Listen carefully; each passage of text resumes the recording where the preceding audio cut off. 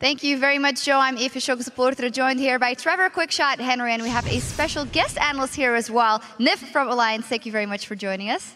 Hello. Well, I'm actually going to start by asking you what I heard Deficio say there, and of course, the Kassadin being left open. Do you guys feel that SUPA HOT CREW tunneled on it too much and that Roccat had a perfect plan for it?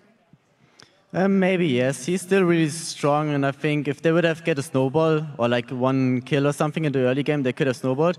But the game was really passive. I think the team was just too afraid to do anything, so it didn't work out for them. Yeah, I also really like seeing Alistar being pulled out from Roccat. It's something that we'd heard teams are trying in scrims and we're playing. Interesting to see the Trinity Force into static shiv build, really focusing on controlling the waves and just taking advantage of that ultimate. Is it something that you've seen in scrims leading up to the playoffs? And what's your opinion on the Alistar top? We have seen it once in the scrims, and it didn't work out there, so maybe they just needed a bit more time and practice it. I think the build is pretty good, actually. It gives him a lot of damage. The ulti gives him enough tank stats, and then later on you get the cooldown reduction, so you can have a lot of CC for the AD carries. Let's actually take a look at the early game. So we saw the Kassadin pick coming out, and then actually what fans of SUPA HOT CREW are afraid of is that Selfie won't be totally up to par when he comes into that game. And honestly, he did get caught out a couple of times. Do you think that set the tone for the rest of the game?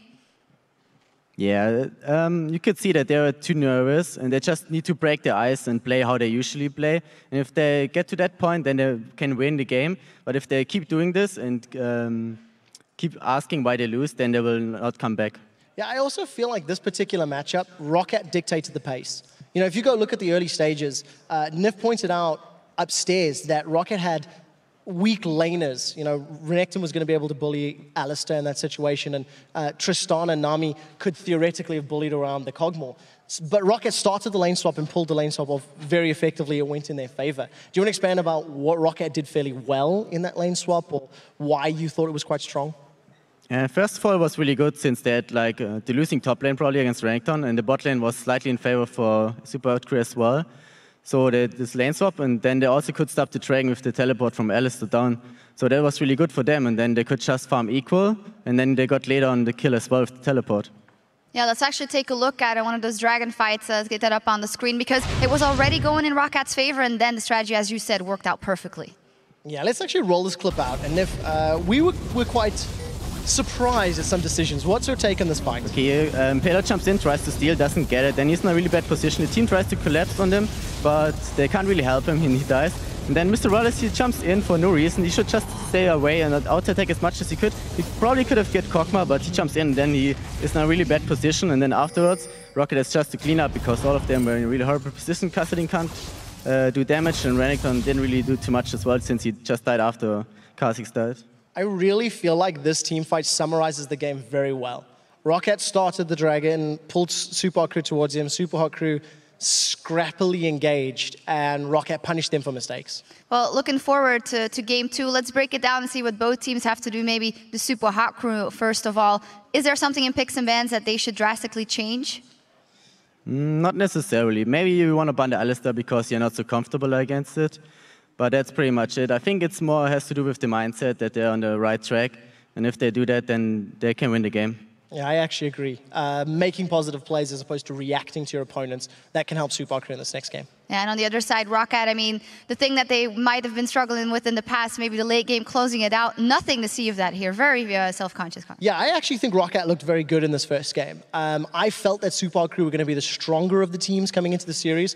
And Deficio did have a good point that Selfie and Kassadin has had struggles in the past, but he has had wins as well. And Roccat as a team, they've had counters to Kassadin, which have mixed results. I mean, they lost to Alliance's Kassadin. So Roccat seemed to be confident, and we'll see if that confidence can carry through the rest of the series. Yeah, we will see. And at the start of the show, we asked you guys to be the analysts yourselves and tell us which team do you think will win today and why. And here's what you had to say. The first one is from @Siroknas, #RockWin. They adapt faster to new patches and new OP champs and have a far better grasp of the jungle. Well, Alistair? Well, can't even pronounce it anymore. Great pick to start out with.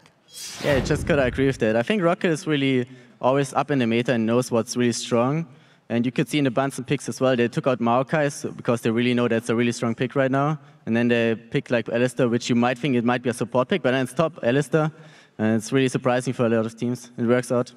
The second one is from @MelodyMeows, #SHG win, because even if both teams are inconsistent, SHG have the higher skill ceiling. If Selfie doesn't panic, he will carry. I absolutely love this tweet, and I completely agree with it. Had a discussion with some of the other guys upstairs and said that, in my mind, Super Hot Crew have a similar skill ceiling to the likes of Fnatic or Alliance, SK Gaming, but their skill floor is much lower. They don't hit the same consistent, strong basic level, and it just demonstrated itself in this first game. Yeah, and the last one is from @SolbertLol. Super Hot Crew will win because they have the more talented players individually, and when they're ahead, they're really scary. But without team play, you ain't nothing. Who do you think has the better individual players? I would agree with Super Hot Crew. I said before as well that I think Super Hot Crew would win, but it's not the only point that matters, so it really depends how the other things went out too.